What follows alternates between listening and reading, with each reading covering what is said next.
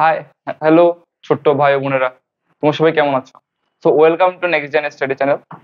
So so আমি সাধারণ গণিতের বাস্তব সংখ্যা ক্লাস করছিলাম। সো আজকে তার সেকেন্ড ক্লাস বা লেসন 2। আমরা গতকাল আমরা তার প্রথম ক্লাস করেছি। সো আজকে তার দ্বিতীয় ক্লাস করবো আমরা। সো তোমরা সবাই কেমন আছো? তোমাদের আমার তোমার তোমাদের আমাদের প্রথম ক্লাসটা তোমাদের কিরকম লাগছে? মানে আমার প্রথম ক্লাসটা তোমাদের কিরকম লাগছে তোমরা একটু অবশ্যই কমেন্ট করে জানাবা। আর সকল তোমাদের সকল ভাইয়ার ভাইয়ার ক্লাসগুলো তোমাদের কেমন লাগছে তোমরা অবশ্যই একটু কমেন্ট করে জানাবা প্লিজ। তাহলে আমরা আমাদের ক্লাস শুরু করে দেওয়া হলো। তো আমরা এট ফার্স্ট প্রথম 5-6 মিনিট আমরা আগের ক্লাসে অল্প কিছু টপিক রিক্যাপ করে নেবো। তারপর আমরা আমাদের আজকে ক্লাসটা শুরু করবো, কেমন? সুতরাং তো আমরা গত ক্লাসে আলোচনা করছিলাম স্বাভাবিক সংখ্যা। স্বাভাবিক সংখ্যা তো স্বাভাবিক সংখ্যা জিনিসটা আমি এটা বলছিলাম যে সকল ধনাত্মক অখণ্ড সংখ্যা আমরা কি বলবো? স্বাভাবিক সংখ্যা বলবো।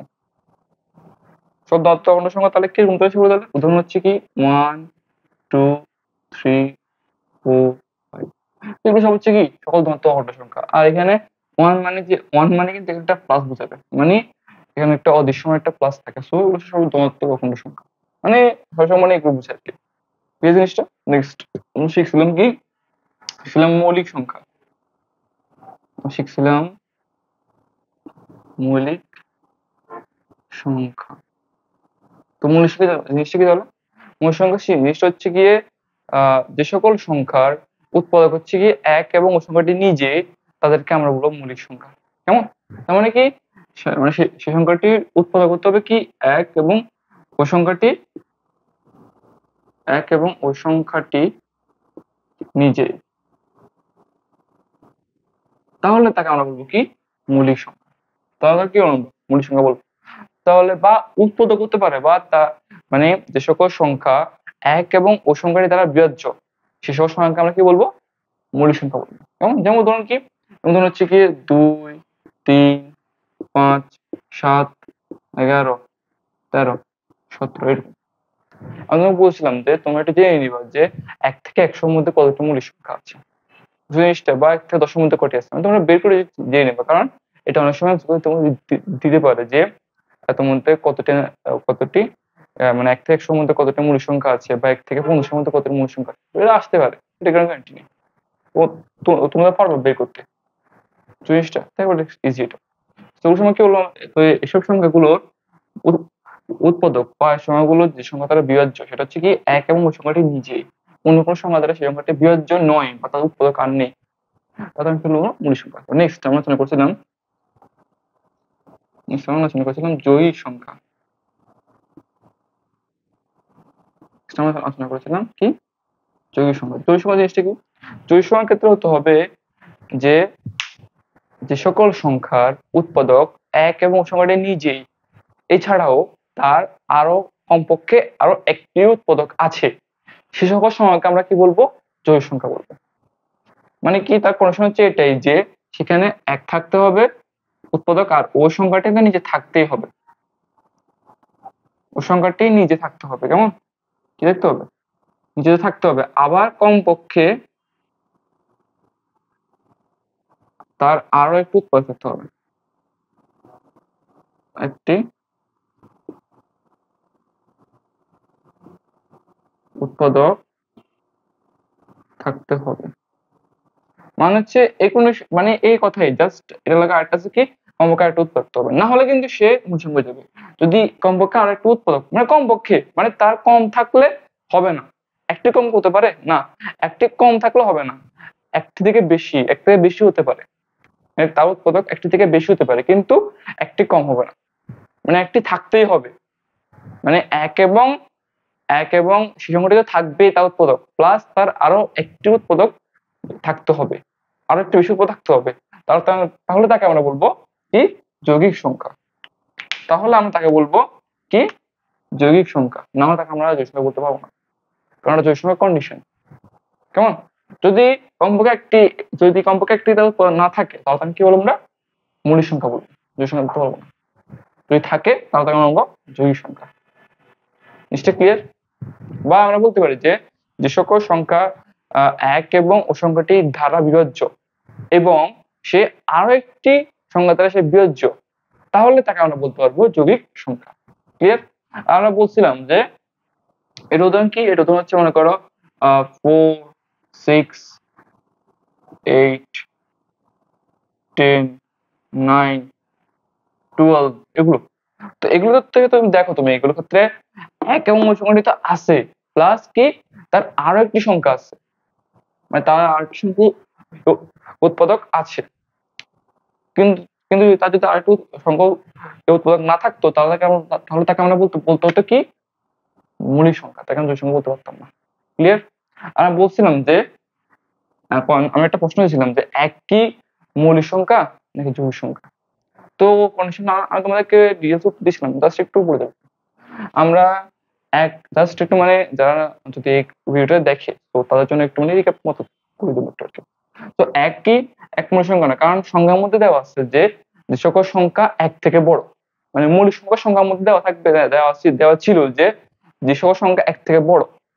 তো তাহলে তো এক তো সেখানেই বাদ, তাহলে মানে যে সকল ধনাত্মক পূর্ণ সংখ্যাগুলোর মধ্যে এক থেকে বড়, সেখানে কিন্তু কন্ডিশন মধ্যে আছে যে সংখ্যা ধনাত্মক সংখ্যা এক থেকে বড়। তো মানে এক থেকে বড় মানে কি এক না, এক থেকে বড়। সো সেক্ষেত্রে কিন্তু এক কিন্তু মূল সংখ্যা থেকে আগে বাদ, কিন্তু সংজ্ঞাতে সে বাদ। তো ধরা সৌন্দর্য মানে ধরার সাথে সাথে সে বাদ। তারপর নেক্সট হচ্ছে জৈব সংখ্যা। জৈব সংখ্যার ক্ষেত্রে কিন্তু বলছিলাম যে এক থাকবে, নিচে থাকবে, কমপক্ষে একটু আরেকটি তা উৎপাদক থাকতে হবে।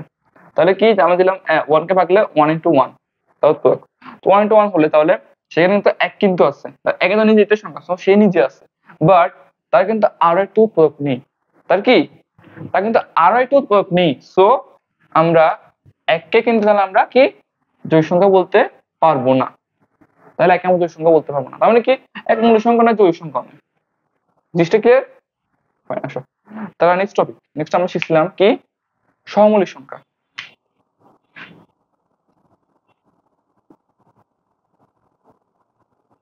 সহমৌলিক সংখ্যা, সহমৌলিক সংখ্যা হচ্ছে যে কোনো দুইটি সংখ্যার ঘষাগু যদি এক হয় তাহলে তাকে আমরা বলবো পরস্পরের সহমৌলিক সংখ্যা, মানে তারা একে অপরের কি সহমৌলিক সংখ্যা। তাহলে তাদের ঘষাগু হচ্ছে কি, তাদের ঘষাগু হবে কি এক। এই ঘষাগু এক হওয়া মানে কি, মানে হচ্ছে দুটো সংখ্যার উৎপাদক থাকবে এক ছাড়া অন্য কোনো উৎপাদক সংখ্যা দুটো থাকবে না।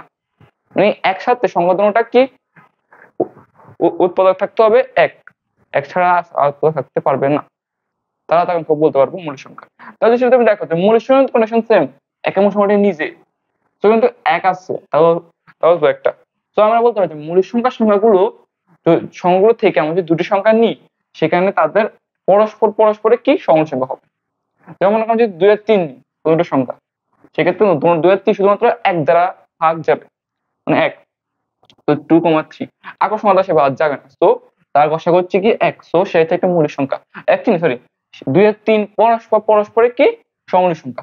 আমাদের একটা খেয়াল রাখতে হবে, সমমৌলিক সংখ্যা সবসময় হবে একটা সংখ্যা দিয়ে সমমৌলিক সংখ্যা হবে না, সেখানে থাকতে হবে দুটো সংখ্যা। তো দুটো সংখ্যার মধ্যে আমরা পরস্পর মানে একে অপরের সমমৌলিক সংখ্যা দেখাতে হবে, নাহলে হবে না। নিশ্চয় ক্লিয়ার? তা আমরা নেক্সট করছিলাম তারপরে আমরা করছিলাম একটু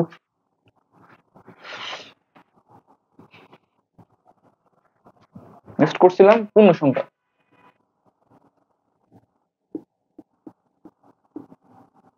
পূর্ণ সংখ্যা, তো আমি বলছিলাম যে পূর্ণ সংখ্যার ক্ষেত্রে আমরা টেস্টেড ধরবো, সেটা হচ্ছে 0 কিন্তু পূর্ণ সংখ্যা। ক্লিয়ার?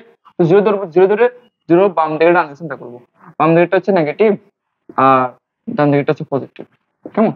তো নেগেটিভ পূর্ণ সংখ্যা কি তাহলে -1, -2, -3, -4, এখানে 0 আর এখানে কতগুলো কি 1 2 3 4। কেমন? তো আমি বলছিলাম যে 0 হচ্ছে একটা স্টেট, মানে 0 একটা হচ্ছে অবস্থা। 0 উপরে মানে 0 থেকে বেশি সংখ্যা আছে, 0 থেকে কম সংখ্যা, মানে 0 থেকে বেশি ভ্যালু সংখ্যা আছে, 0 থেকে কম ভ্যালু সংখ্যা আছে। জিনিসটা মানে বা আমরা ডান চিন্তা করছি বা আমরা চিন্তা করতে পারি যে থেকে কম ভ্যালু যে থেকে বেশি ভ্যালু। তো কম ভ্যালু হলে কি নেগেটিভ দিকে যাবে, আর বেশি হলে কি, বেশি ভ্যালু হলে মানে উপর দিকে মানে তার ধনাত্মক দিকে যাবে। তো আমরা উপর দিকে নির্দেশ করি সবসময় ধনাত্মক দিকটা, নির্দেশ করি সবসময় কি ঋণাত্মক দিকটা। ক্লিয়ার? তাহলে বলছিলাম যে শূন্য বড় নাকি -4 বড়, শূন্য বড় নাকি 4 বড়। আমি বলছিলাম যে যেহেতু শূন্য হচ্ছে ধনাত্মক সংখ্যা আর এখানে 4 হচ্ছে ধনাত্মক সংখ্যা, কিন্তু 4 এর ভ্যালু শূন্য থেকে বেশি, তো 4 হচ্ছে শূন্য থেকে বড়। আর বলছিলাম যে শূন্যর ভ্যালু -4 থেকে বেশি, কেন? কারণ এটা হচ্ছে একটি ঋণাত্মক সংখ্যা আর একটা অবাস্তব সংখ্যা বলা যাবে। তো অবাস্তব সংখ্যা যেহেতু যেহেতু একটা মাইনাস আছে, সো এটা হচ্ছে অবাস্তব সংখ্যা। আর অবাস্তব সংখ্যা ভ্যালু মানে কি, যেটা আমরা মানে বিবেচনা যেটা আমরা ইউজ করি, বাট এটা আমরা বাস্তবতায় ব্যবহার করতে পারি না। সো এটা হচ্ছে কি -4 আর হচ্ছে কি 0। তো 0টা হচ্ছে একটা নিশ্চয় ভ্যালু, মানে আমার কাছে খালি, আমার কাছে কিছু নেই খালি। বাট -4 মানে কি, আমার কাছে তো কিছু নেই, বাট আমার থেকে আমার কাছে ঋণ আছে বা আমার কাছ থেকে কেউ পাবে, এরকম বুঝাবে। জিনিসটা বুঝছো? তো খালি থাকা আর কেউ পাওয়া বেশি পার্থক্য আছে, কেন বলতো? কারণ খালি থাকলে তো আমার কাছে আমাকে কাউকে টাকা মানে কাউকে কিছু দিতে হচ্ছে না, কিন্তু কেউ যদি পায় তাহলে তাকে জিনিসটা দিতে হবে। সো সেক্ষেত্রে এটা মাইনাস। তো 0টা হচ্ছে, তাহলে আমার খালি টাকা ডেবিটার। খালি টাকাটা মানে হচ্ছে কি 0, মানে 0 হচ্ছে -4 থেকে বড়। ক্লিয়ার? আমি বলছিলাম যে -4 বড় নাকি -1 বড়? অবভিয়াসলি -1 বড়। কেন বলতো? কারণ সে আমার থেকে কম পাবে না বেশি পাবে। সে যদি বেশি পায় আমার থেকে, সেক্ষেত্রে আমাকে কি বেশি দিতে হবে। আর যদি সে কম পায় তাহলে তাকে কম দিতে হবে। তো কম দিতে তাহলে বেটার। তো কম দেওয়াটা মানে হচ্ছে এখানে কি -1, কেমন? আর বেশি দেওয়াটা মানে কি -4। কেন বলতো? আমি যদি ম্যাথটা একটু মানে সরিয়ে নিই, তাহলে কি 4 আর 1, 4 আর 1 এর মধ্যে কিন্তু 4 টা বড়, বড় না? তাহলে এই -4টা মানে বুঝাবে যে সে আমার থেকে বেশি পাবে, আর -1টা সে -1 কম পাবে। জিনিসটা তাহলে আমরা বুঝলেন -1টা -4 থেকে বড়। ক্লিয়ার? তো তাহলে আর শূন্য আমি বলবো যে যদি বলি পূর্ণসংখ্যার ক্ষেত্রে আমি বলবো শূন্য সহ সকল ধনাত্মক আর ঋণাত্মক সংখ্যা মিলে হচ্ছে কি পূর্ণ সংখ্যা। সেটা ক্লিয়ার? তো আসো তাহলে আজকে টপিকে যাই তাহলে। তাহলে আমরা একটু টাইম নিয়ে নিছি। তো নেক্সট টাইম মানে নেক্সট ক্লাস থেকে এরকম হবে না, আমি একটা কমে নেবো।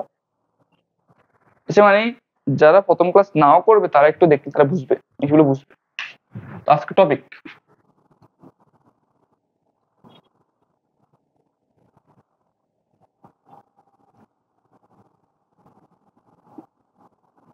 ভগ্নাংশ সংখ্যা।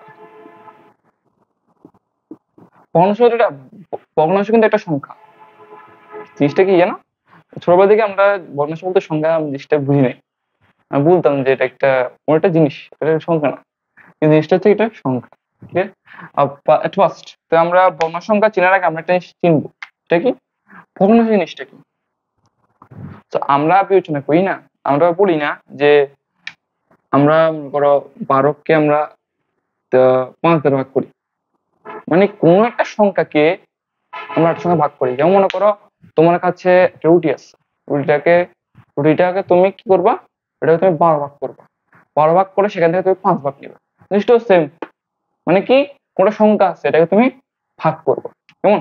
এই ভাগ করার যে অবস্থা পরবর্তী উৎপন্ন হবে, সেটা হবে কি একটা অবস্থা উৎপন্ন হবে, সেটা কি আমরা কি করব 12কে ভাগ করব। তো 12 উপরে আর আর তাকে আমি সেখান থেকে 5 ভাগ নিব। তো সেখানে তাহলে 5 দ্বারা তাকে আবার ভাগ করতে হবে, 5 ধারা আর 12কে। তো তাহলে 12 ভাগ করতে হবে 12 উপরে যাবে, মানে আমি মানে কত ধারা সেটা হবে কি নিচে, তো মানে 5 মানে 12/5। তো এই যে জিনিসটা উৎপন্ন হয়েছে, এখানে যে অবস্থাটা উৎপন্ন হয়েছে, এই অবস্থাটাকে মানে 12/5, এই অবস্থাটাকে আমরা বলবো কি ভগ্নাংশ সংখ্যা। এই অবস্থাটাকে আমরা বলবো ভগ্নাংশ সংখ্যা, মানে এই ভাগের যে জিনিসটা, এই ভাগটা থেকে এটা উৎপত্তি হয়েছে, তো এই জিনিসটাকে আমরা বলবো ভগ্নাংশ সংখ্যা। কেমন? তো তাহলে আমরা ভগ্নাংশ চিনলাম, তাহলে মানে এটা ভাগ থেকে উৎপত্তি বলে থাকি। তো তাহলে ভগ্নাংশ সংখ্যা হওয়ার ক্ষেত্রে শর্ত আছে কিছু, এই শর্তগুলো যে সকল সংখ্যা মানবে তাদেরকে আমরা বলবো কি ভগ্নাংশ সংখ্যা। তাহলে শর্তগুলো কি কেমন জানি, তাহলে শর্তগুলো হচ্ছে এটাই যে তাদেরকে পি বাই কিউ আকারে প্রকাশ করা যাবে, তাদেরকে পি বাই কিউ আকারে প্রকাশ করা যাবে, মানে যেতে হবে আর কি পি বাই কিউ আকারে, মানে পি বাই কিউ লেখা যাবে। এখানে তুমি বিবেক ক্রিয়া আকার বা তুমি অন্য কোনো দুটো অন্য যে কোনো দুটি অগত শব্দ নিতে পারো, সমস্যা নেই। মানে তুমি বোঝার ক্ষেত্রে বা তোমার কোনো স্ট্রিং তুমি বোঝার ক্ষেত্রে সেক্ষেত্রে তুমি বিবেক ক্রিয়া অন্য যে কোনো দুটি রাশি নিতে পারো, সমস্যা নেই। আমি এখানে যেহেতু বইতে বিবেক ক্রিয়া আছে, আমি বিবেক কিও নিলাম, অন্য সংখ্যা নিলাম না, কারণ কারণ তাহলে ম্যাচ যেতে পারে। তো তোমরা বই পড়ো তাহলে বুঝবে কি এত বলছে অন্য একটা রাশি, কেন তো বলছে বিবেক কিউ, সো তাই আমি দেখলাম তাদেরকে তাদেরকে তাদেরকে পিবিকিউ আকারে প্রকাশ করা যাবে, কেমন? আর সেখানে তো পিবিকিউ আকারে প্রকাশ করা গেলে ফার্স্ট আমরা বলি ভগ্নাংশের ক্ষেত্রে কি, সরি, ভগ্নাংশের ক্ষেত্রে ভগ্নাংশের উপরে জিনিসটা থাকবে সেটা হচ্ছে কি লব, আর নিচে জিনিসটা থাকবে এটা হচ্ছে কি হর, কেমন? উপরটা হচ্ছে কি লব, নিচেটা হচ্ছে হর। আমরা এখানে উপরে জিনিসটা ধরলাম কি লব ধরলাম পি আর হর ধরলাম কিউ, কেমন? তাহলে ভগ্নাংশ কি উপরে পিবিকিউ আকারে প্রকাশ করা যাবে, কেমন? আর সেখানে হয়ে যেত, তারপরে সেখানে পি ইজ সরি পি না, সেখানে যে কিউটা থাকবে মানে যে হরটা থাকবে কিউ, সেটা is not equals two zero, কেমন? এটা একটা কন্ডিশন। এটা আর একটা কন্ডিশন হচ্ছে কি সেখানে যে কিউটা থাকবে মানে হরটা সেটা জিরো হতে পারবে না, আবার সেটা কি ওয়ান হতে পারবে না, মানে তার মানে সেখানে যে হরটা থাকবে সেটা কি জিরো হতে পারবে না, আবার হরটা কি এক হতে পারবে না।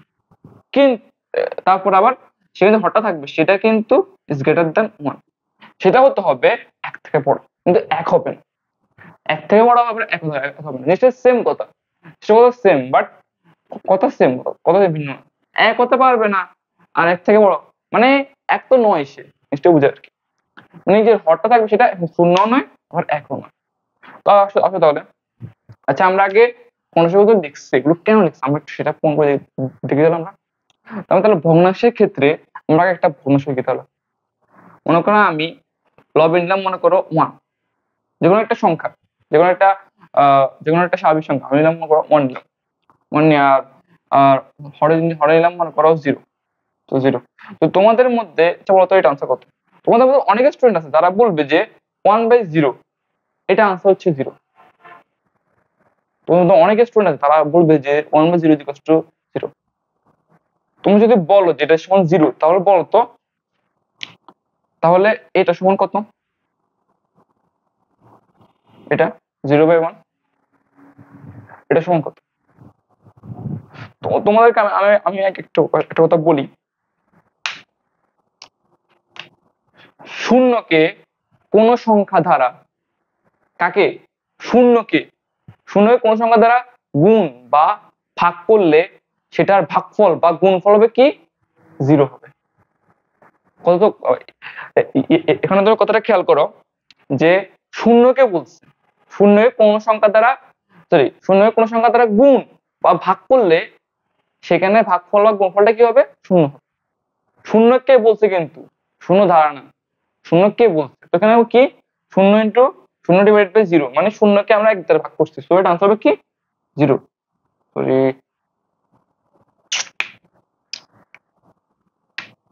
এটা আনসার হবে কি জিরো। আমরা যদি শূন্য কোন সংখ্যা দ্বারা গুণ করি মানে শূন্য ইন্টু ওয়ান, তাহলে এটা আনসার হবে কি জিরো, কারণ বলছি যে শূন্য কোন সংখ্যা দ্বারা গুণ ভাগ করলে এটা আনসার হবে কি শূন্য। ক্লিয়ার? তাহলে কারণ হচ্ছে কি এককে মানে কোনটা বাস্তব স্বাভাবিক সংখ্যা কে আমরা শূন্য দ্বারা ভাগ করছি সেক্ষেত্রে এটা আনসার শূন্য হবে না, সেক্ষেত্রে এটা আনসার হবে কি অসীম। কি হবে? অসীম। অসীম জিনিসটাকে আমরা প্রকাশ করি এটা দ্বারা, এটার নাম হচ্ছে ইনফিনিটি, মানে জিনিসটা সেম, ইনফিনিটি মানে অসীমের ইংরেজিটা ইনফিনিটি, তো এটাকে এই চিহ্ন দ্বারা প্রকাশ করা হয়, অসীমকে ইনফিনিটি এই চিহ্ন দ্বারা আমরা প্রকাশ করি। মানে কোন একটা স্বাভাবিক সংখ্যা আমি যদি শূন্য দ্বারা ভাগ করি সেক্ষেত্রে তাকে আমরা বলবো কি ইনফিনিটি, আনসার হচ্ছে ইনফিনিটি, মানে এটা কোনো নির্দিষ্ট ভ্যালু নেই। মানে অসীম জিনিসটা হচ্ছে এরকম যে এটা কোনো নির্দিষ্ট ভ্যালু নেই, এটা হচ্ছে অনির্দিষ্ট, মানে এটা যা কিছু হতে পারে, এটা কোনো নির্দিষ্ট ভ্যালু নেই। মনে করো মনে করো একটা গাছে তুমি গিয়ে তুমি আম গুলা, এখন যেহেতু আমের সিজন, সো মানে গ্রীষ্মকাল, সো আমের সিজন, সো আমরা বলতে পারি। তো এখন যেহেতু তুমি বরিশাল গেলে, বরিশাল গিয়ে তুমি একটা আম গাছ দেখলা, আম গাছ দেখে তুমি একটা কাজ করলে, তুমি আম গাছে মানে উঠে বা নিচ থেকে তুমি আস্তে আস্তে গোনা শুরু করলে যেখানে কয়টা আম আছে এখানে। তোমার সাথে গুনলা 1 2 3 4 5 6 মানে কিন্তু গুনলা তুমি। তো গুনে তুমি লাস্টে একেবারে অ্যাকুরেটলি তুমি বলতে পারলা যে এখানে আম আছে কয়টা, মনে করো 50টা, মনে করো 50টা এখানে আম আছে, কেমন আম আছে। তো তুমি গেস করলে তাহলে 50টা যদি আম থাকে তাহলে এখানে ইয়ে এখানে তো মনে করো একটা গাছ না, এখানে তো মনে করো অনেকগুলো গাছ, অনেকগুলো গাছ না। সেখানে তুমি বললে যে তাহলে যদি 50টা আম যদি একটা গাছে থাকে তাহলে এখানে যে গাছগুলো আছে, মনে করো তুমি গাছগুলো গুনলা যেখানে এতটা গাছ আছে, কেমন গুনার পরে তুমি বললা যে এখানে হয়তো বা মনে করো গাছ আছে মনে করো 20টা, কেমন 20টা গাছ আছে। তুমি এখানে বললা যে একটা গাছ যদি 50টা করে আম থাকে, যেহেতু 20টা গাছ আছে, সো এখানে আম থাকবে আনুমানিক কটা, আনুমানিক 1000টা আম থাকবে। আমি তো এটা তো বলছি এখানে, এখানে আমি বলছি কিন্তু আনুমানিক, কিন্তু অ্যাকুরেটলি বলি নাই। এখানে কি আনুমানিক, তার কমও থাকতে হবে তার বেশি থাকতে পারে, কিন্তু 1000 থাকবে না, অবশ্যই থাকবে না, থাকবে না। কিন্তু আমি বলতে পারি, কিন্তু আমি যদি ইয়ে এ কথা না বলে আমি যদি বলি যে একটি গাছ আছে 50টি আম, বাট আর সবগুলো গাছ আর সবগুলো মিলে মোট আম আছে অনেক, মোট আম কত আছে অনেক বা অসীম, আমি তো এখানে কোনো অ্যামাউন্ট দিই নাই। এখন অ্যামাউন্ট ঝামেলা হবে কেন বলতো, কারণ কারণ তুমি তুমি বা আমি যদি আমি যদি আমগুলো বিক্রি করি, সেক্ষেত্রে তারা কিন্তু আমার জিজ্ঞেস করবে যে এখানে কয়টা আম আছে, সেক্ষেত্রে কিন্তু আমাকে এটা প্যারা ফেলবে, তো এটা দরকার নেই। আমরা বলবো যে একটি গাছে আম আছে 50টি, সো আর এখানে পুরো জায়গাটায় আম আছে কি অনেক। এই জিনিসটা অনেক মানে কি, অনেক মানে নির্দিষ্ট কোনো ভ্যালু নেই, অনির্দিষ্ট মান। তো এই যে অনির্দিষ্ট মান একে আমরা বলবো ইনফিনিটি, বুঝছো জিনিসটা। আর যে নির্দিষ্ট মান সেটা হচ্ছে কি, সেটা হচ্ছে একটা নির্দিষ্ট মান, সেটা হচ্ছে কি সসীম, আর হচ্ছে কি অসীম। এটা আমরা একটু পরে আবার একটু রিক্যাপ করে দেবো, কেমন আমরা একটা সুন্দর একটা উদাহরণ বুঝবো। তাহলে তো 1/0 ইকুয়ালস টু কি ইনফিনিটি, এটা আনসার। তার মানে এটা ইনফিনিটি মানে এটা অসীম, এটা কোনো নির্দিষ্ট ভ্যালু নেই, তাহলে তো এটা কোনো অংশ হবে না, হবে কোনো হবে না। তাহলে আমরা 1 বসে তাহলে আমি উপরে একটা বাস্তব সংখ্যা নিলাম, মনে করো উপরে একটা স্বাভাবিক সংখ্যা নিলাম, মনে করো 1 নিলাম, আর নিচে বসালাম মনে করো 1 বসালাম। তাহলে এ 1/1 এই জিনিসটা মানে, এই জিনিসটা বোঝার আগে আমরা একটা শিখে দিলাম আমরা।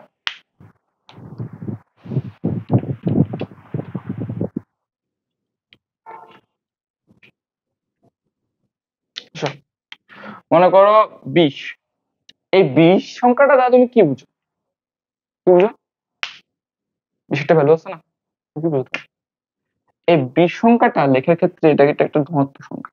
তো আমরা অনেক সময় মনে করি, অনেক সময় না এটা মনে করি, আমি মনে করি কি এই 20 যেহেতু সংখ্যা, এটা নিচে কিছু নাই, কিছু না, আমার এটা নিচে কি 1 আছে, এটা নিচে একটা ভ্যালু কি, এটা নিচে একটা ভ্যালু আছে, ভ্যালুটা কত, এটা নিচে ভ্যালুটা হচ্ছে কি 1,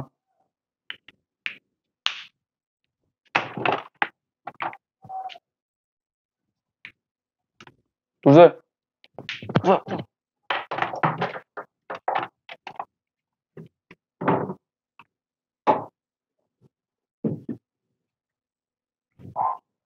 তো আমরা মনে করে ধরে নিই আমরা যে এই 20টা ভ্যালুটা আসছে, এটা নিচে একটা 1, এই 20টা ভ্যালুটা আসছে, এটা নিচে একটা 1 আছে, আমি ধরে নিই। কেন, কারণ এটা একটা সংখ্যা, এটা নিচে একটা 1 থাকবে, আমাদের কিন্তু হবে না। কারণ কি 20/1 এটা মানে কি বুঝে, এটা মানে 20 কে বুঝে, জিনিসটা মানে কোনো পরিবর্তন নেই, 1 আসছে সো।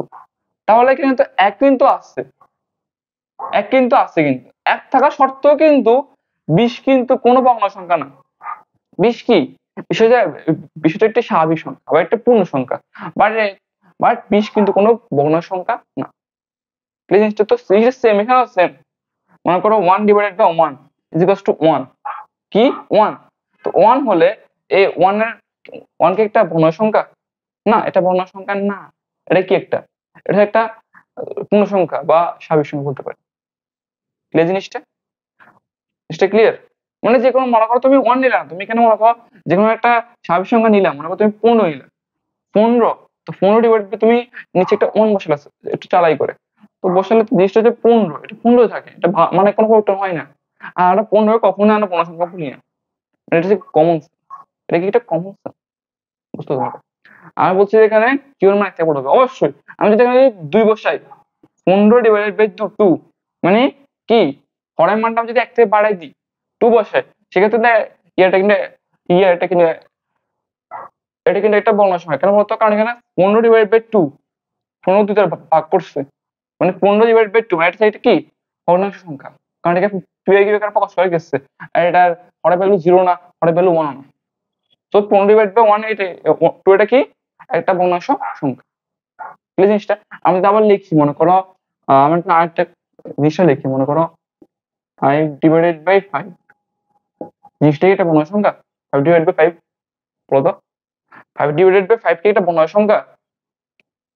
বলো বলো বলো, এটা আনসার বলো। না, এটা ভগ্নাংশ সংখ্যা না। কেন বলতো? কারণ 5 ডিভাইড মানে 5 কে 5 দ্বারা কি ভাগ করা যায়। কেন বলতো? 5 কে 5 দ্বারা ভাগ না, 5 মানে 5 আর 5 দুটোটারে গুণনীয়ক বা তাদের উৎপাদক হচ্ছে কি 1, দুটোটার উৎপাদক হচ্ছে 1। তো আমরা দুটোটা একে অপরকে কি ভাগ করতে পারি? পারি না? পারি। সো তাহলে 5 কে 5 দ্বারা ভাগ করলে মানে 5 থেকে 5 দ্বারা কাটা যায়। সো 1 ডিভাইড বাই 1 এটা ফান্ডামেন্টাল হচ্ছে 1। তো 1 হলে এই 1 কে আমরা কখনোই বলতে পারি না ভগ্নাংশ সংখ্যা, কারণ কি এই 1টা হচ্ছে একটা পূর্ণ সংখ্যা বা স্বাভাবিক সংখ্যা। জিনিসটা ক্লিয়ার? ক্লিয়ার জিনিসটা? তাহলে তো এটা হচ্ছে ভগ্নাংশ সংখ্যার টপিক।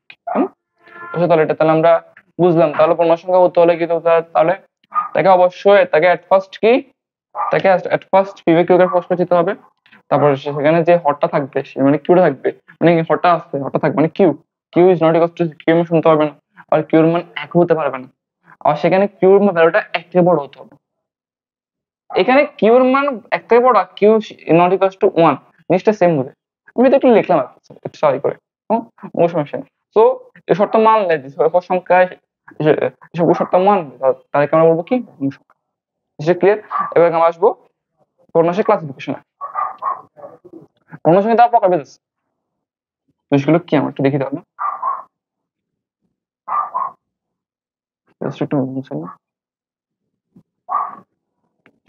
আমরা তখন ধরে শিখছিলাম ভগ্নাংশ মানে ভগ্নাংশ নির্ধারণ করতে আমরা শিখছিলাম কি হর দিয়ে, কেমন? তো আমরা এখন ভগ্নাংশের ক্লাসিফিকেশন করবো লব দিয়ে। কি দিয়ে? লব দিয়ে, মানে কিউ দিয়ে, লব দিয়ে চেষ্টা করবো। তো এখানে তুমি দেখো ভগ্নাংশ কিন্তু 2 প্রকার, ভগ্নাংশ কিন্তু 2 প্রকার।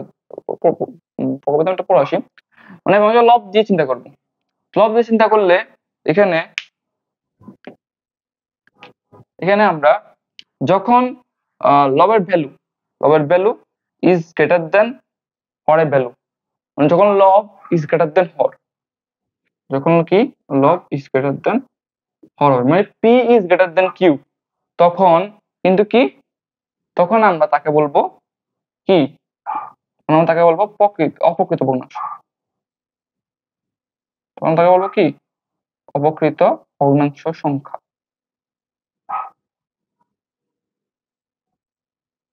আর যখন দেখবো যে আমরা কি যে লবটা আছে সেটা হরের থেকে ছোট, মানে কি লব is greater than Har, sorry লব ইজ মানে হরের ভ্যালুটা বড় লবের ভ্যালুটা ছোট, তখন তাকে আমরা বলবো প্রকৃত ভগ্নাংশ। প্রকৃত ভগ্নাংশ।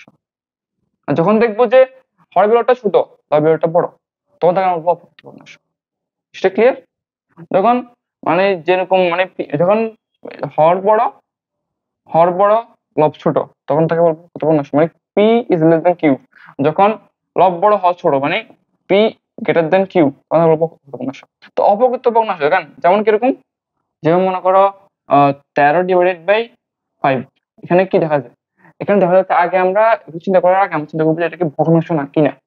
এটা ভগ্নাংশ কেন বলতে, কারণ এখানে পিভি কিউ প্রকাশ করে গেছে, মানে এখানে হর লব দুটো আছে। তারপরে এখানে যে হরটা আছে এই হরটা কিন্তু 1 না, আবার এই হরটা কিন্তু 0 না, মানে 1 থেকে এটা বড়। তো এটা হচ্ছে একটা ভগ্নাংশ সংখ্যা। ভগ্নাংশের ক্ষেত্রে তাহলে আমরা দেখবো এটা কি প্রকৃত না অপ্রকৃত। তো দেখবো যে এখানে কি এখানে যে লবটা আছে, এই লবটার ভ্যালু কিন্তু হরটার ভ্যালু থেকে বড়। হ্যাঁ, এটা কি মানে এটা লব ইজ গ্রেটার দেন হর, শর্ত মানতেছে। এখানে লবটা ভ্যালু কি হরটা ভ্যালু থেকে বড়, তাহলে তাকে আমরা কি বলবো, তাহলে আমরাকে মানে এটা মানে কন্ডিশন এটা। তো এটা হচ্ছে কি একটা, এটা হচ্ছে একটা প্রকৃত, সরি এটা এটা হচ্ছে একটা অপ্রকৃত ভগ্নাংশ। কেমন, যেহেতু এখানে লব ভ্যালুটা হর থেকে বড়, তো এটা হচ্ছে একটা অপ্রকৃত ভগ্নাংশ। আমি যদি বলি যে এখানে মনে করো 5/13, তুমি এখানে দেখো যে এখানে কিন্তু আগে ফার্স্ট তুমি এটা দেখো, এখানে লব আছে হর আছে, কেমন। তারপরে এখানে আবার হর কিন্তু একও না আবার শূন্য না, হর কিন্তু এক থেকে বড় মানে 13। তাহলে এটা কি, তাহলে আমরা বুঝি এটা। তো এটা দেখলে এখানে দেখা যাচ্ছে এখানে কি, এখানে দেখা যাচ্ছে লব ইজ লেস দেন হর, মানে হরের ভ্যালুটা লব ভ্যালু থেকে কি বড়, মানে হরের ভ্যালুটা লব থেকে বড়। সো এটা কিন্তু কোন সমান হচ্ছে এটা। তো এটা হচ্ছে কি একটি, এটা হচ্ছে একটা প্রকৃত ভগ্নাংশ। এটা ক্লিয়ার? আসো তাহলে, এখান থেকে তো আসো, তো এখানে কিন্তু আবার অপ্রকৃত ভগ্নাংশ কিন্তু এটা কিন্তু আরেকটা অবস্থা আছে। সেটা কি অবস্থা তাহলে? সেটা হচ্ছে এটাই যে সেটার নাম হচ্ছে কি মিশ্র ভগ্নাংশ। মিশ্র ভগ্নাংশ সংখ্যা। এট ফার্স্ট আমি মিশ্র পদ্ধতি মানে কি আমি বলবো যে মিশ্র পদ্ধতি মানে জানবো আর কি, মিশ্র পদ্ধতি মানে কি। মিশ্র মিশ্র নিশ্চিত বলতে তুমি কি বুঝো? সংখ্যায় বলতে গেলে বুঝা যাবে যে দুটি সংখ্যার সমন্বয়ে গঠিত যেটি, দুটি সংখ্যার সমন্বয়ে যে জিনিসটা তৈরি হয় তাকে বলবো কি মিশ্রণ। মিশ্রণ মিশ্রণ যেমন মনে করো যদি কেমিস্ট্রি ভাষায় বলি যে মনে করো আহ লবণ আর পানি, বা লবণ পানি আর জল, বা আমাদের সবথা বলি, সবথা বলতে গেলে কি লবণ পানি বা জল, লবণ পানি আর জল মিশ্রণ যে উৎপন্ন হয়, মানে কি দ্রব আর দ্রাবক, তোমরা যে জেনে তোমরা মিলে উৎপন্ন হবে কি দ্রবণ।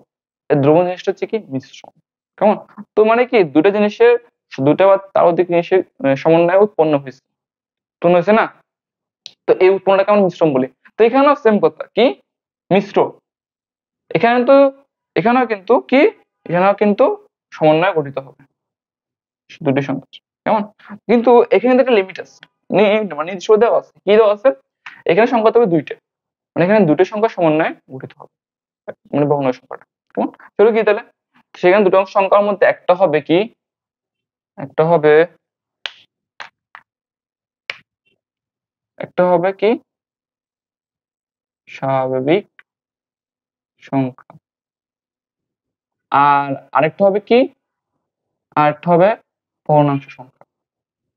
যদি তুমি এখানে দেখো, তুমি এখানে এখানে দেখো এটা লেখা আছে মিশ্র ভগ্নাংশ সংখ্যা, মানে কি ভগ্নাংশ সংখ্যা কটা আছে, মিশ্র ভগ্নাংশ আছে। সো এখানে কি একটা, একটা ভগ্নাংশ সংখ্যা আর একটা হবে স্বাভাবিক সংখ্যা, মানে স্বাভাবিক সংখ্যা আর ভগ্নাংশ সংখ্যা মিলে যে সংখ্যাটা উৎপন্ন হবে সেটা হবে কি মিশ্র ভগ্নাংশ সংখ্যা। জিনিসটা কিরকম তাহলে, জিনিসটা হচ্ছে এরকম মনে করো 1 সমস্ত 2/3। তো এখানে তুমি দেখো, এখানে তুমি দেখো এখানে, এখানে এক কিন্তু একটি স্বাভাবিক সংখ্যা, স্বাভাবিক সংখ্যা না, স্বাভাবিক সংখ্যা। আর এখানে 2/3 সংখ্যাটা আসছে, 2/3, এই 2/3 সংখ্যাটা হচ্ছে একটি ভগ্নাংশ সংখ্যা, মানে এখানে স্বাভাবিক সংখ্যা আছে ভগ্নাংশ সংখ্যা, মানে দুটো সংখ্যা সমন্বয় গঠিত কি মিশ্র ভগ্নাংশ সংখ্যা। আর এটাকে কিন্তু আমি যদি লিখি যে মনে করো, মনে করো এটাকে আমি যদি ভাঙাই, তাহলে কি তাহলে 3, তো 3 একে 3 আর 2 5, কেমন 5, 5/3, এটা কিন্তু একটা অপ্রকৃত ভগ্নাংশ, ঠিক না, কারণ এখানে লবটা বড় হরটা ছোট, মানে আমরা এটা এটা সেটা কি অপ্রকৃত ভগ্নাংশ, অপ্রকৃত ভগ্নাংশ সংখ্যা। তোমার হচ্ছে অপ্রকৃত ভগ্নাংশ থেকে এটা উৎপন্ন হয়েছে, এটাকে ভাঙালে অপ্রকৃত, আবার এটাকে আমরা যদি ভাঙাই তাহলে এটা অপ্রকৃত যাবে, এবার এটাকে ভাঙালে প্রকৃত মিশ্র যাবে। এই হচ্ছে এরকম হচ্ছে কি, মানে এখানে একটা সংখ্যা স্বাভাবিক সংখ্যা, একটা সংখ্যা হবে ভগ্নাংশ সংখ্যা। সেটা ক্লিয়ার, ক্লিয়ার জিনিসটা? হুম, তাহলে আমাদের নেক্সট টপিক হচ্ছে গুরুত্বপূর্ণ আর এই চ্যাপ্টারের প্রাণ বলা যায় আর কি। যেমন মনে করো মানব দেহের শক্তি উৎপাদন কেন্দ্র কোনটা, মাইটোকন্ড্রিয়া না, তো এখানেও সেম, মানে যদি প্রশ্ন আসে তাহলে এই টপিকটা থেকে আসে, এই টপিকটা থেকে প্রশ্নটা আসে, মানে মনে করো সৃজনশীল প্রশ্নের ক বা খতে একটা কোশ্চেন থাকে এটাতে এখান থেকে থাকে, সেটা কি আমাদের মেইন টপিক, মূলদ সংখ্যা। জিনিসটা শুনতে কি কঠিন কঠিন লাগে, বাট খুব ইজি। এরকম, তো মূলদ সংখ্যা হতে গেলে তার তো শর্ত আছে কিছু, না বলতে একথা বলতে গেলে যে সংখ্যা যদি বিভক্ত করি সেক্ষেত্রে আমরা সকল সংখ্যায় কিছু কন্ডিশন, মানে মানে আমি যদি বলি যে আমি মানে মনে করো এই জায়গায় সংখ্যাগুলো রাখবো, মানে এই জায়গাটা নাম আছে, মানে এই স্থানে সংখ্যাগুলো রাখবো, এই সময় স্থানের একটা নাম আছে, স্থানের নাম যদি তুমি নিতে চাও সেক্ষেত্রে তোমার কিছু কন্ডিশন আছে, মানে শর্ত মানতে হবে। শর্তগুলো তুমি যদি মানো সেক্ষেত্রে তুমি স্থানের সদস্য হতে পারবা। তো সেম সংখ্যার ক্ষেত্রে, মানে সকল সংখ্যার পদ্ধতির ক্ষেত্রে, সকল সংখ্যার স্ট্র্যাটেজির ক্ষেত্রে তাদের কিছু শর্ত আছে, যেগুলো মানে তারা হচ্ছে কি সকল সংখ্যা। সেম মূল সংখ্যার ক্ষেত্রে অনুসংখ্যা হচ্ছে কি, যে সকল সংখ্যাকে পি বাই কিউ আকারে প্রকাশ করা যাবে, পি বাই কিউ আকারে প্রকাশ করা যায়, প্রকাশ করা কি যায়। শুধু পি বাই কিউ আকারে প্রকাশ করা গেলে হবে না, সেখানে যে পিও কিউটা থাকবে সেটা কি, পিও কিউটা থাকবে, পিও কিউটা অবশ্যই কি হতে হবে, পূর্ণসংখ্যা হতে হবে।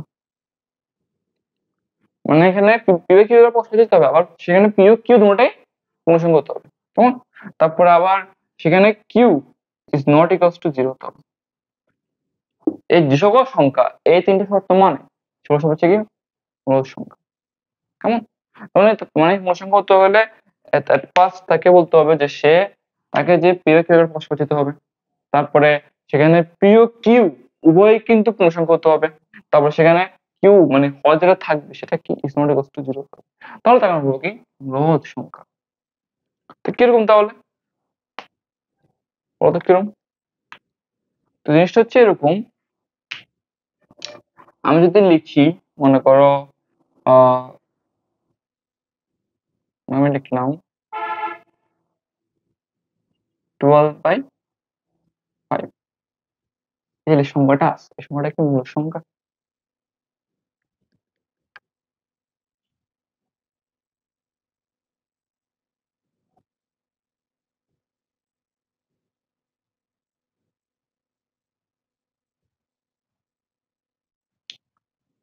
তো বলো তো এখানে যে 12/15 সংখ্যাটা এটা কি মূল সংখ্যা, বলো তো আসলে কোন সংখ্যাগুলো ফলো করে যাবে।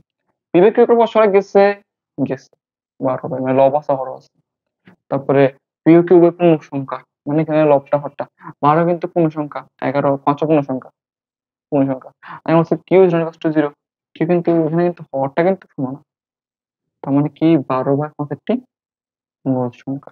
এরকম আরো সংখ্যা আছে, মনে করো আমি যদি বলি যেমন তো আমরা এখানে যদি 12/5 কে ভাঙাই তাহলে কত আসে, তাহলে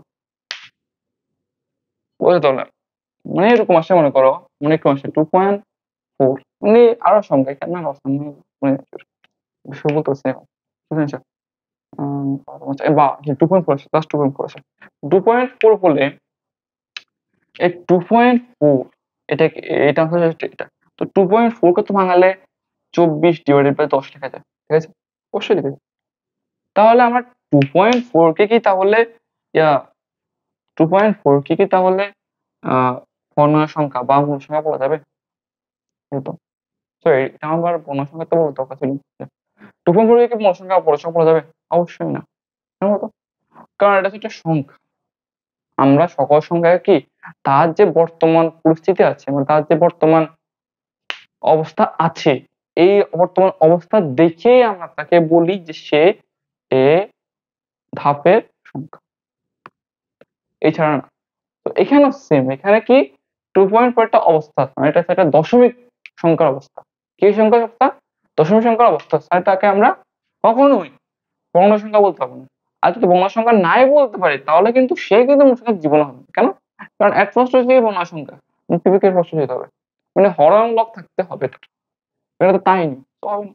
আর এখানে এটা লিখি 24/10, একে কিন্তু বলা যাবে, একে তুমি পূর্ণ সংখ্যা বলতে পারবা, আবার কি মূল সংখ্যা বলতে পারবা, কারণ এটা সকল শর্ত মানে অবশ্যই মানে, কেন বলতো, কারণ এখানে পিবি কিউ প্রকাশ হয়ে গেছে 24/10।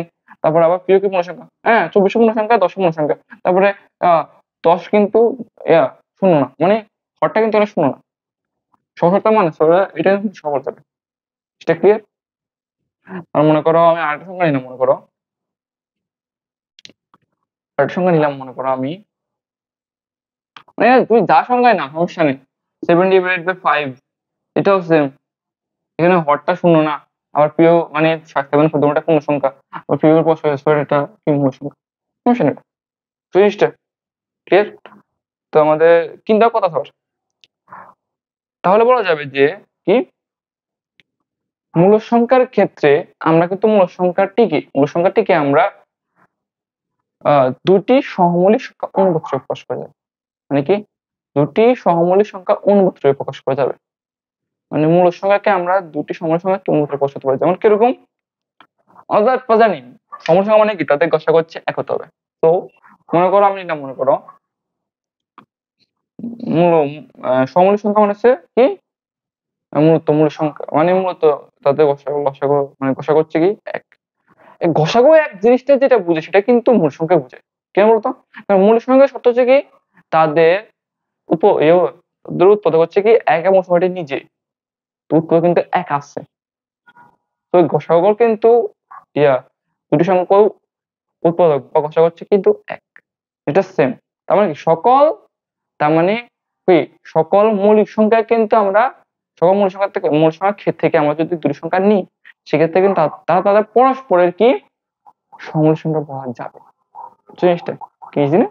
মনে করো আমি মনে করো 2/3 যেটা আমরা এনেছিলাম, তো এটা কিন্তু আবার কিন্তু সমমৌলিক সংখ্যা, আবার এই দুটোটা কিন্তু আবার মৌলিক সংখ্যা, তারা পরস্পরে কি সমমৌলিক সংখ্যা। এটা ক্লিয়ার? তো সেম আমরা এখানে তাহলে এখানে বলছে তারা যে মূল সংখ্যা বলতে বোঝায় যে মূল সংখ্যাকে আমরা দুটি সমমৌলিক সংখ্যা অনুপাতে প্রকাশ করতে পারি। অনুপাত মানে কি ভাগ, অনুপাত মানে কি ভাগ বা ভগ্নাংশ বলা যাবে, মানে কি ভাগ বা ভগ্নাংশ মানে কি পিবে কিউ আকার প্রকাশ।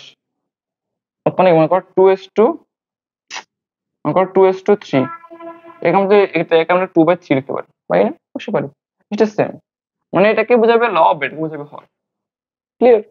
তার মানে কি আমরা যদি 2/3 লিখি এটাকে এটা হচ্ছে দুটোটা হচ্ছে পরস্পরের সমমৌলিক সংখ্যা, তারপরে তাদের অনুপাতে প্রকাশ করা গেছে। আর তারা অবশ্যই তারা মূল সংখ্যা, কেন বলতো? কারণ তারা পিভি কে পরস্পরে গেছে না গেছে, পিভি দুটোটাই মানে 2 আর 3 দুটোটাই পূর্ণ সংখ্যা না, পূর্ণ সংখ্যা। তারপরে হরটা হচ্ছে কি শূন্য না, শূন্য এটা শূন্য না, মানে 3 ভ্যালু তো শূন্য না, 3।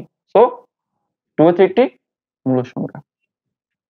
আবার এটা বলছে মূল সংখ্যা কিন্তু আমরা সকল মূল সংখ্যা কিন্তু আবার কি সকল কি পূর্ণ সংখ্যা, সকল ভগ্নাংশ সংখ্যা মূল সংখ্যা বলতে পারি, মানে সকল ভগ্নাংশ সংখ্যা এবং সকল পূর্ণ সংখ্যাকে আমরা কিন্তু মূল সংখ্যা বলতে পারি।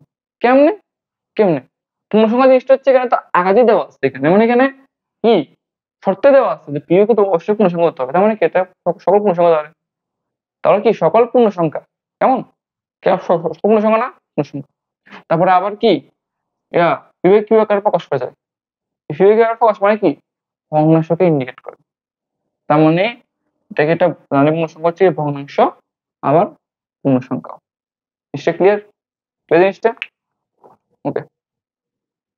তাহলে আমাদের নেক্সট টপিক অমূল্য সংখ্যা। অমূল্য সংখ্যা হচ্ছে কি এটার অপোজিট, এটা কি এটা অপোজিট।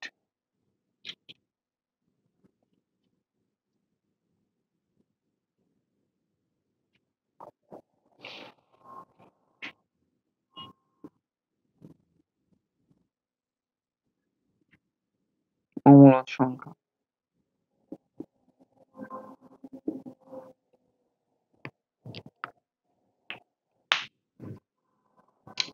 তো অমূল্য সংখ্যা জিনিসটা কি? অমূল্য সংখ্যা হওয়ার জন্য শর্ত আছে কিছু, শর্তগুলো কি জানেন? সংখ্যাগুলোকে পি বাই কিউ আকারে প্রকাশ করা যাবে না, সংখ্যাগুলোকে কখনোই পি বাই কিউ আকারে প্রকাশ করা যাবে না, তো সেখানে পি ও কিউ পূর্ণ সংখ্যা হতে হবে।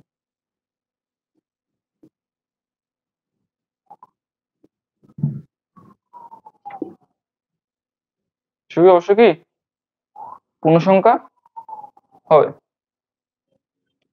তারপরে আর সেখানে q is not equals to যদি যে সকল সংখ্যা এই 3 মান হয় সেগুলো হচ্ছে কি অমূল সংখ্যা।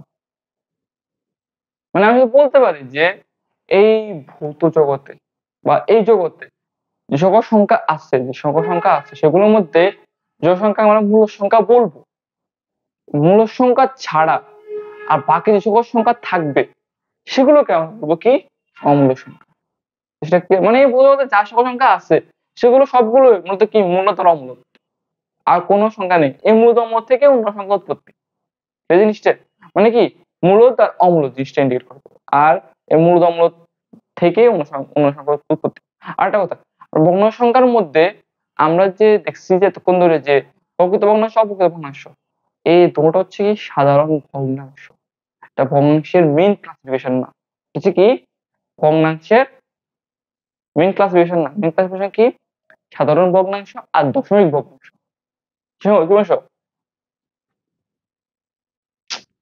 সরি,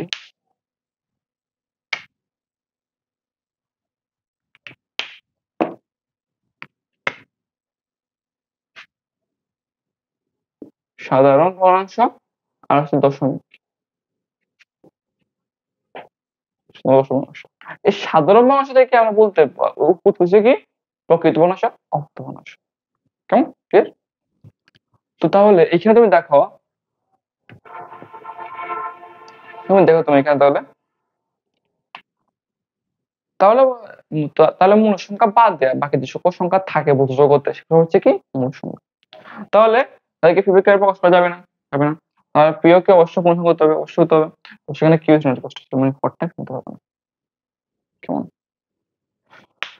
তো একটা তাহলে একটা কাজ করি, তাহলে একটা উদাহরণ দিই। তাহলে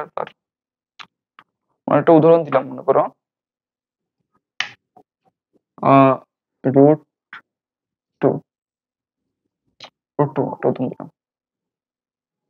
আচ্ছা, আমরা আগে রুট টু বলার আগে একটা কথা বলি, যে শর্তগুলো দিচ্ছে এই শর্তগুলোর মধ্যে কোন সংখ্যা পড়ে আমাদের তো ধারণা নেই মোটামুটি। বুঝতে পারো? অনেকে বলবো যে দশমিক সংখ্যা তো আছে, দশমিক সংখ্যা এরকম পড়বে না। পড়বে না, দশমিক সংখ্যা পড়বে না। কেন? কারণ দশমিক সংখ্যা তো পূর্ণ সংখ্যা না। দশমিক পূর্ণ সংখ্যা না, আরেকটা অবস্থা, এটা আরেকটা অবস্থা, এটা অবস্থা না। এটা কি অবস্থান না? কারণ দশমিক সংখ্যা হচ্ছে কি ভগ্নাংশ সংখ্যার ক্লাসিফিকেশন। সংখ্যা কি ক্লাসিফিকেশন, মানে ভগ্নাংশ সংখ্যা থেকে এটা আপডেটটা দশমিক সংখ্যা থেকে না। তাই দশমিক সংখ্যা মূল সংখ্যা না।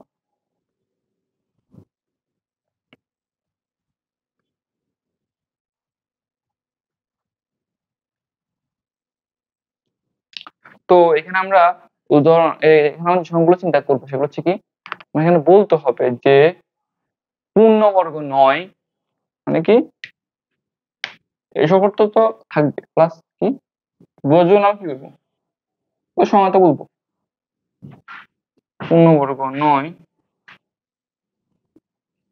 এমন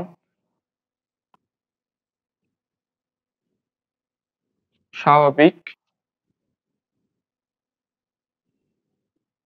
সংখ্যার উম,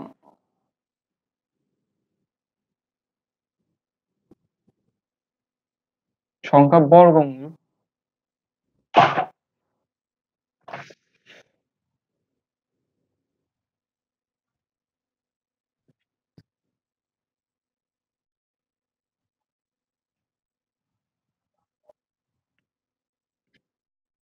তার মানে কি পূর্ণবর্গ নয়, সরি আমি একটু বলছি তোমাকে যে পূর্ণবর্গ নয় এমন স্বাভাবিক সংখ্যার বর্গমূলকে বা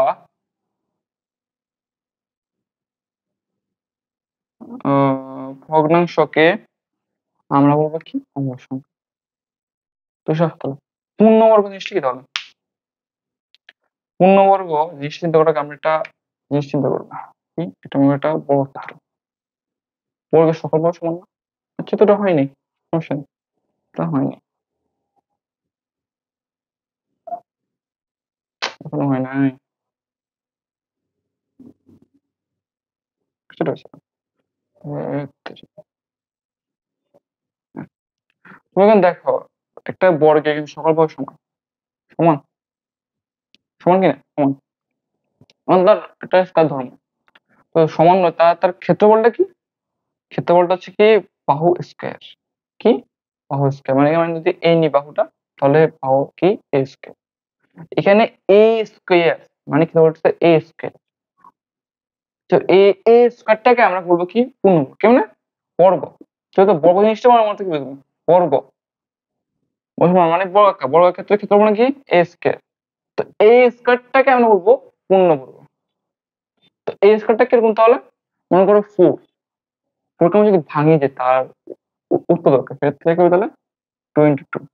তুমি দেখো যে 2 মানে 2টা আছে, সেখানে আমরা কি বলতে পারি এটা যেটা 2 স্কয়ার। কেন বলতো, কারণ এখানে বর্গক্ষেত্রের ক্ষেত্রে আমরা কেবল কি বর্গক্ষেত্রের ক্ষেত্রফল সূত্র কি দৈর্ঘ্য ইনটু প্রস্থ, মানে এটা দৈর্ঘ্য এটা প্রস্থ, মানে a ইনটু a, মানে আলটিমেট দৈর্ঘ্য, মানে ক্ষেত্রফলটা কিরকম a ইনটু a, মানে দৈর্ঘ্য ইনটু প্রস্থ, তো দৈর্ঘ্য হচ্ছে a, প্রস্থ a, তাই a ইনটু a মানে কি a স্কয়ার। কেন বলতো, কারণ এখানে এই দুইটা আছে, তো আমরা একটা a লিখবো আর একটা a কে আমরা তার স্কয়ার দেবো, মানে এখানে বোঝাবে যে এখানে দুইটা a আছে, মানে a into a, a square দ্বারা। তো সেম এখানেও কি 4 ইজ ইকুয়াল টু 22, তো এখানে 2 একটা লিখে আর 2 স্কয়ার দিতে পারি। কেন বলতো, কারণ এখানে 2 স্কয়ার, 2 স্কয়ার দ্বারা কি বোঝাবে যে 22। ক্লিয়ার? তো এখানে সেম পূর্ণবর্গ মানে কি চারটে পূর্ণবর্গ সংখ্যা, এটা যারা ইন্টিগ্রেট করবে না। তোমার কারণে 6, 6 কি ভাবে লেখা যাবে না, আমি যদি লিখি যে 6 কে 6 এর তো 3 ইনটু 2, এটা কি হইছে, এটা হয়নি, কারণ এখানে দুটো আলাদা সংখ্যা, 3 ইনটু 2 আলাদা সংখ্যা, তা আলাদা সংখ্যা দ্বারা আমি এটা প্রকাশ করতে পারবো না, আলাদা সংখ্যা দ্বারা এটা হবে না, তো এটা আমরা 6 একটা পূর্ণবর্গ সংখ্যা। তো এখানে 6 কে কিন্তু আমরা লিখতে পারবো যে 6 একটি অমূলত, তার মানে কি পূর্ণবর্গ নয়, মানে এখানে যে স্বাভাবিক সংখ্যা, স্বাভাবিক সংখ্যা বলছে অন্য সংখ্যা তো বলা না, বলছে স্বাভাবিক সংখ্যা। স্বাভাবিক সংখ্যা জিনিসটা কি তাহলে সকল ধনাত্মক সকল ধনাত্মক অখণ্ড সংখ্যা, ধনাত্মক অখণ্ড সংখ্যা, ধনাত্মক হতে হবে অখণ্ড হতে হবে, তো ধনাত্মক অখণ্ড সংখ্যা মানে কি 6 হতে হবে। তো 6 হলে সংখ্যা বর্গমূলকে বা মানে কি বর্গ মানে কি বলতো আমরা বর্গ মানে রুট, মানে এই জিনিসটা দ্বারা প্রকাশ করো, মানে রুট দ্বারা প্রকাশ করলে তাকে আমরা কি বলবো তাহলে, তাকে আমরা বলবো বর্গমূল। কি বলতো তাকে আমরা বলবো বর্গমূল, রুট দ্বারা বুঝতে পারবো। তো রুট বর্গমূল তাহলে আমরা 6 পাবো, তাহলে 6 ধরলে সরি 6 √6, এই √6 হচ্ছে একটি কি অমূল সংখ্যা, কারণ পূর্ণবর্গ নয় এমন স্বাভাবিক সংখ্যার বর্গমূলকে পাতা ভগ্নাংশ। তো √6 আমি যেটা মনে করো একটা ধনাত্মক স্বাভাবিক সংখ্যা বা পূর্ণবর্গ সংখ্যা নয়, এই সংখ্যা নিলাম, যেটা মনে করো 7 দিলাম, তো √6/7 এটা একটা কি অমূল সংখ্যা, এরকম নিশ্চয় এরকম, এটা ক্লিয়ার সেরকম, নিশ্চয় কি এরকম। আরেকটা কথা, আমরা কিন্তু আমরা কিন্তু অমূল সংখ্যাগুলোকে আমরা কিন্তু দুটি আহ পূর্ণ সংখ্যার অণুতে প্রকাশ করতে পারবো না। আমি কি বলছিলাম তাহলে, আমি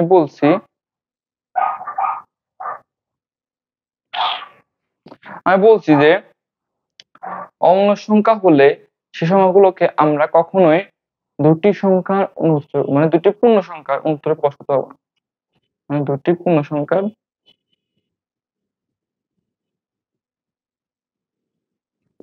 অণুতে প্রকাশ করা যাবে না, অণুতে প্রকাশ করা যাবে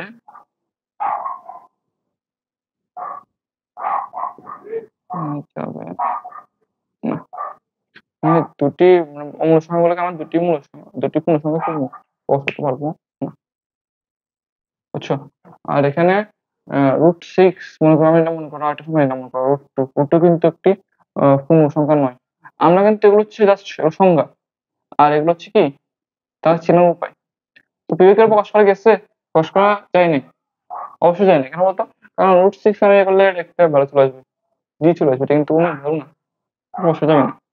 আমার প্রিয় কি পূর্ণ সংখ্যা 6 এর পূর্ণ সংখ্যা, সেটা পূর্ণ সংখ্যা, সেটা পূর্ণ সংখ্যা, এখানে হরে কিন্তু শূন্য, ঠিক আছে, তার মানে এটা হচ্ছে কি পূর্ণ সংখ্যা, এটাই হচ্ছে মানুষ। তাহলে √2 হচ্ছে কি একটি পূর্ণবর্গ নয়, অমূলদ সংখ্যা। আর এখানে ওটা আমার একটা বর্গমূল, এই জিনিসটাকে আমরা কি বলবো? অমূলদ সংখ্যা। হ্যাঁ, তো অমূলদ সংখ্যা বললে এই জিনিসটাকে কিন্তু আহ দুটি পূর্ণ সংখ্যার মতো প্রকাশ করা যাবে না। যাবে? কখনই যাবে না। বলতো আমি যদি বলি যে √2 মনে করো 1 একটা আছে না, আমি যদি জানি যে 1 হচ্ছে একটা পূর্ণ সংখ্যা, তো √2/1 তুমি দেখো প্রকাশ করা গেলেও কিন্তু এখানে কি, এখানে তো 2 না, এখানে কি √2 এটা কিন্তু 2 বলেন না, তাহলে এখানে √2, তো √2 কে আমরা কখনোই বলতাম যে এটা একটা পূর্ণ সংখ্যা, বলতে পারবো না। শুধু 2 এর একটা টাকা বলতে পারবো, শুধু 2 কে তারপর যে এটা একটা পূর্ণ সংখ্যা, √2 কেন? বুঝছো? তার মানে এটা কি, √2 হচ্ছে একটি অমূলদ সংখ্যা, কারণ √2 কি, কারণ √2 হচ্ছে বিয়োগকে প্রকাশ করা যাবে না, আর এটা বিয়োগকে উভয় পূর্ণ সংখ্যা, 2 টা হচ্ছে পূর্ণ সংখ্যা, তারপর আবার কি নটি কষ্ট বুঝছো জিনিসটা?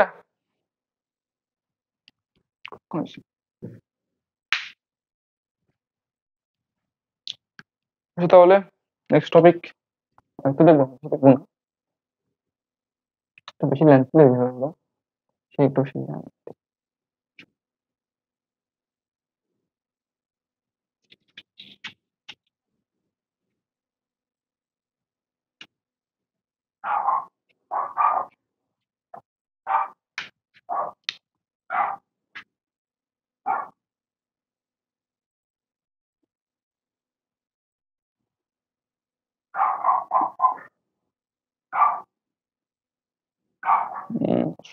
দশমিক পূর্ণ সংখ্যা, সে জিনিসটা আমরা কাল করবো, জিনিসটা আজকে টাইম হবে না, টাইম আজকে হবে না, অন্য একটা কথা বলবো।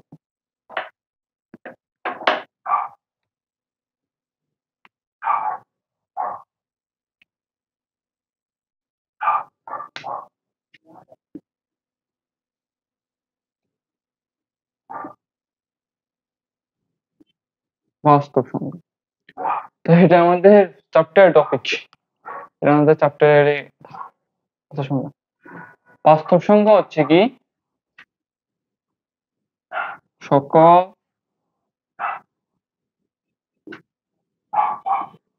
মূলদ সংখ্যা ও সকল অমূলদ সংখ্যা, মানে সকল মূলদ সংখ্যা এবং সকল অমূলদ সংখ্যা, তোমরা হচ্ছে কি বাস্তব সংখ্যা।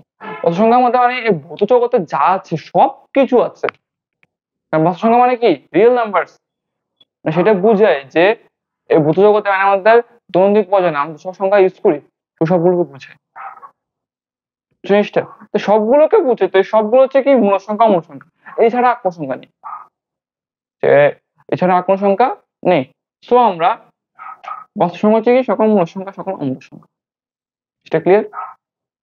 তাহলে সেক্ষেত্রে তাহলে কি সেক্ষেত্রে তাহলে হতে পারে কি, সেক্ষেত্রে হতে পারে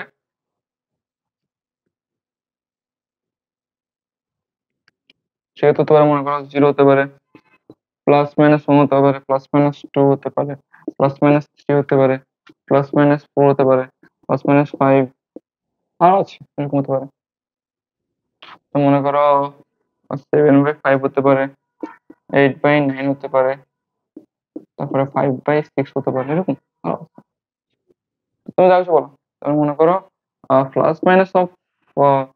1/3, সরি +-1/3, তারপরে +-1/5 এরকম মনে করো, +-1.60, মানে যা আছে ভৌত জগতে সবগুলো কি বাস্তব সংখ্যা, মানে রিয়েল নাম্বার, যা আমরা প্রত্যেক জগতে সময় use করি। মানে সকল কি বাস্তব সংখ্যা, অবাস্তব সংখ্যা, মানে সকল সবগুলো মিলে একটা বাস্তব সংখ্যা, এখানে অবাস্তব সংখ্যা বলে কিছু নেই, ধনাত্মক ঋণাত্মক সবগুলো হচ্ছে কি বাস্তব সংখ্যা বলতাম আমরা, ঠিক ক্লিয়ার?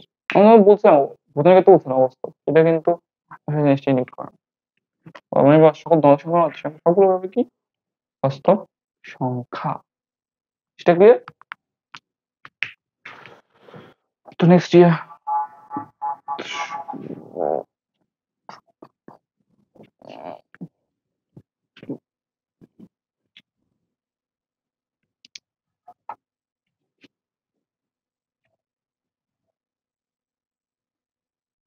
ধনাত্মক সংখ্যা। তোমার সঙ্গে তুমি কি বলছো? তোমাকে বলছিলাম কোন সংখ্যার ক্ষেত্রে বলছিলাম যে শূন্য একটা এসছে, শূন্য বাম দিকে সংখ্যা আছে, ডান দিকে সংখ্যা আছে। বাম দিকে সংখ্যাগুলোকে আমরা নেগেটিভ বলি, আর ডান দিকে সংখ্যাগুলোকে পজিটিভ বলি। ডান দিকে সংখ্যাগুলো আছে, এই সকল সংখ্যা হচ্ছে কি, সকল সংখ্যা হচ্ছে ধনাত্মক সংখ্যা, মানে এগুলো ধনাত্মক, এগুলো ঋণাত্মক। মানে ধনাত্মক ডান দিকে সকল সংখ্যাকে আমরা বলবো কি, ধনাত্মক সংখ্যা। বুঝছো? মানে হচ্ছে কি, সকল মানে শূন্য থেকে বড় সকল সংখ্যা হচ্ছে কি ধনাত্মক সংখ্যা। সকল সংখ্যা বলতে গেলে কি, ধনাত্মক সংখ্যা বলতে কি দাঁড়াবে, শূন্য থেকে বড়, শূন্যের চেয়ে বড় সকল সংখ্যা হচ্ছে কি ধনাত্মক সংখ্যা।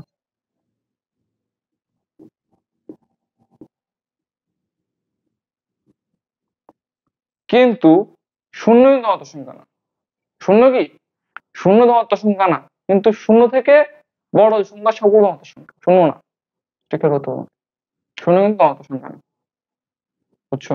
মানে কিরকম, মানে এটা উদাহরণ হচ্ছে, মনে করো 1 2 3 4 5। আমরা তাকে বলছিলাম যে এখানে 1 2 3 এর মধ্যে মানে নেগেটিভ সাইন তো নেই, তো কিছু নাই, মানে কি এখানে ধনাত্মক একটা প্লাস আছে, তো ওদের সময় প্লাস আছে।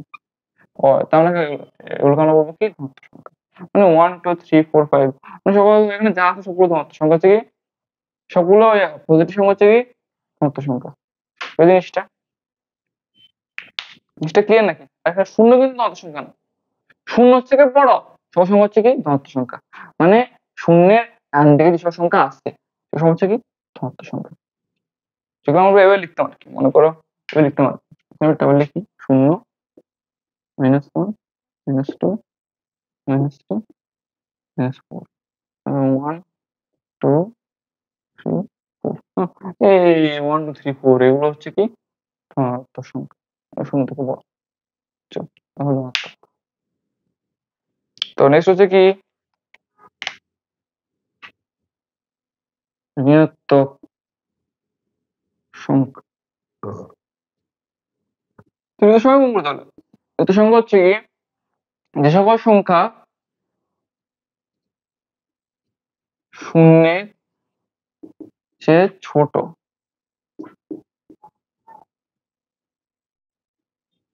সংখ্যাকে আমরা বলবো ঋণাত্মক সংখ্যা। ছোট মানে কি, সকল ডান দিকে বাম দিকে সংখ্যা যখন আছে এগুলো সংখ্যা হচ্ছে কি সংখ্যা। মানে শূন্য হচ্ছে ছোট, শূন্য হচ্ছে ছোট মানে কি অসহতা নির্দেশ করে, অসহতা নির্দেশ করে, আর সেগুলো হচ্ছে কি শূন্যের বাম দিকে। মানে সকল ঋণাত্মক সংখ্যা হচ্ছে কি শূন্যের বাম দিকে। সো এই সকল নেগেটিভ সাইন যুক্ত সংখ্যা হলো কি ঋণাত্মক সংখ্যা, কারণ এগুলো শূন্য, এগুলো ভ্যালু, ভ্যালু যেটা আসছে সেটা শূন্য থেকে ছোট, সেটা হচ্ছে কি ঋণাত্মক সংখ্যা। মানে এগুলো আর কি -1 -4 -3 -2 -1। আমি বলছিলাম যে যে -4 বড় না -1 অবশ্যই -1 বড়, আমি বলছি ওটা বুঝতে, কিন্তু শূন্যের চেয়ে ছোট, বাট শূন্য কিন্তু না, শূন্য কিন্তু না,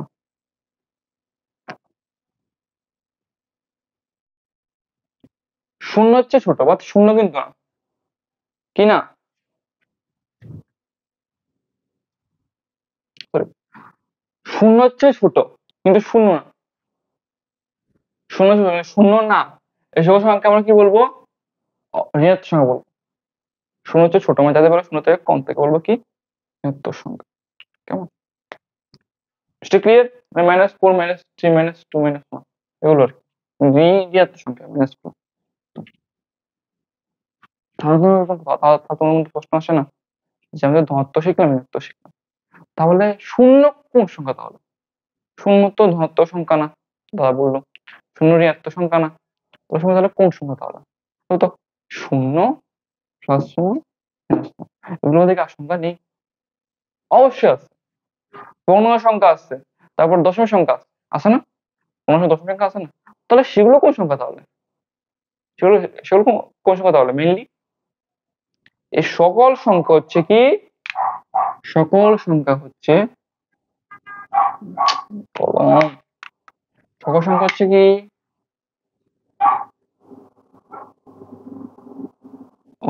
অঋণাত্মক সংখ্যা, মানে হচ্ছে কি সেখানে মানে শূন্য, তারপরে ভগ্নাংশ সংখ্যা, তারপরে দশমিক সংখ্যা,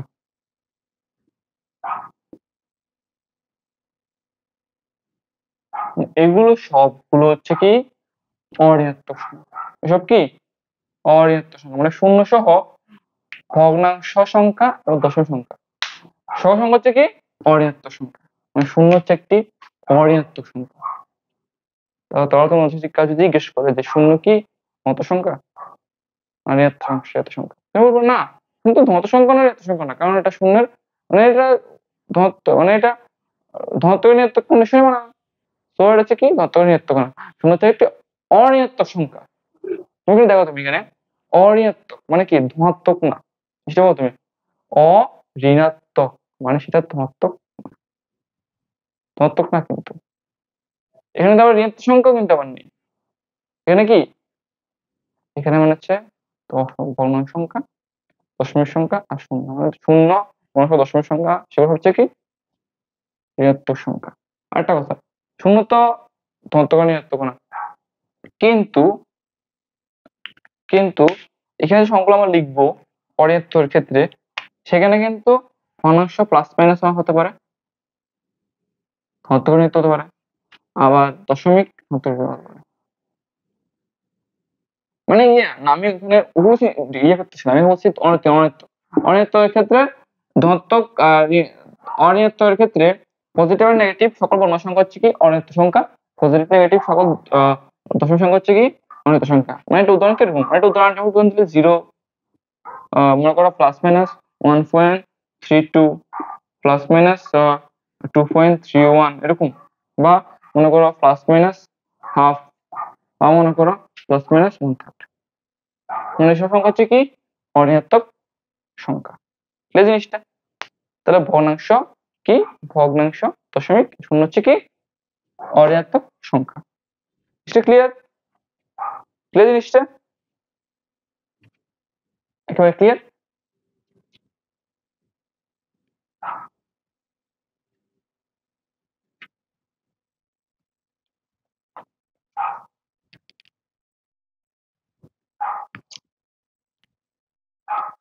সো গাইস আজকের জন্য আমাদের ক্লাস এতটুকুই, বুঝছি একটু লেন্থ হয়ে গেল একটু আর কি, বেশি না একটু length হয়ে গেল। আমি ছিলাম একটু আজকে ক্লাসের মধ্যে সকল ক্লাস শেষ করে দিলাম, সমস্যা নেই। আমরা নেক্সট ক্লাসে আমাদের যে আরেকটা টপিক আছে মানে দশমিক সংখ্যা, সেটা আমাদের যে চারটা আছে এটা একটু ক্লিয়ার করে দেবো, মানে একটু ডিটেলস আলোচনা করে তখন আমরা আমাদের এই চ্যাপ্টারের ম্যাথমেটিক্যাল জিনিস শিখে দেবো। আর তোমার যদি অবশ্যই আমাদের ক্লাসগুলো ভালো লাগে তাহলে অবশ্যই আমাদের সাবস্ক্রাইব করে আমার সাথে আমাদের পাশে থাকবা, আর একটা অবশ্যই লাইক করবা, আর তোমার যদি কোনো মানে আমাদের সম্বন্ধে কোনো কিছু বলার থাকে বা আমাদেরকে কিছু ইমপ্রুভ করার জন্য কিছু বলা থাকে, সেক্ষেত্রে অবশ্যই আমাদের কমেন্ট করবো, অবশ্যই আমাদের ভিডিওতে কমেন্ট করো বা পার্সোনালি কথা বলো। তোমার যদি কোনো সমস্যা থাকে মানে ম্যাথমেটিক্যাল টার্মে, তোমার যদি কোনো সমস্যা থাকে মানে ম্যাথে বা অন্য যে কোনো বিষয়ে সমস্যা থাকে, তোমরা অবশ্যই আমাদের ডেসক্রিপশন দেওয়া হোয়াটসঅ্যাপ নাম্বার তোমরা কোনো সমস্যা নেই, আমরা সবসময় তোমাদের জন্য আছে। আর যেহেতু তোমরা ক্লাস 9 এবং ক্লাস 10 এর ছোট ভাই বোনেরা তোমরা সবাই দেখবে ভিডিওগুলো, সো তোমাদের এখন সামনে অর্ধবার্ষিকী পরীক্ষা, মানে 9 এর ছেলেদের মানে 9 এর জন্য মানে ক্লাস 9 মানে নবম শ্রেণীর ছেলে মেয়েদের জন্য হচ্ছে কি অর্ধবার্ষিকী পরীক্ষা, তাদের ছোট ভাই বোনেরা। আর দশম শ্রেণীদের জন্য হচ্ছে কি মানে তাদের প্রি টেস্ট। তো কোনো সমস্যা নেই, চ্যাপ্টারটা তাদের তুমি পড়ে না, বাট যারা নবম শ্রেণীতে আছে মানে অর্ধবার্ষিকী দেবে তারা কিন্তু এখান থেকে ক বা খ তে এরকম একটা কোশ্চেন পাবে, বা তারা পুরোটা কোশ্চেনও পেয়ে যেতে পারে এই চ্যাপ্টার থেকে সেরকম। আর প্রি টেস্ট যারা তোমরা দিচ্ছ তারা অবশ্য খ তে বা ক তে পেতে পারো একটা একটা কোশ্চেন, মানে 4 বা 2 মার্কের একটা পেতে পারো, এছাড়া না। আমরা যত সম্ভব ট্রাই করবো যে গুরুত্বপূর্ণ চ্যাপ্টার গুলো তোমাদেরকে খুব তাড়াতাড়ি দেওয়ার জন্য, কারণ তাহলে তোমাদের অনেক হেল্পফুল হবে। আর আমরা কিন্তু পুরো A to Z একটা একটা চ্যাপ্টার তোমরা ধরে ধরে তোমাদেরকে শেষ করে দেবো, কেমন? কোনো সমস্যা নেই, মানে বেসিক থেকে শুরু করে তোমাদেরকে ম্যাথ দেখাবো। আরেকটা কথা, ম্যাথ কিন্তু আমার দেখালে হবে না, তোমাদেরকে বাসায় গিয়ে করতে হবে, কারণ প্র্যাকটিস না করলে হবে না। ক্লিয়ার? তো আজকের জন্য এতটুকুই। তো গুড বাই, ভালো থেকো।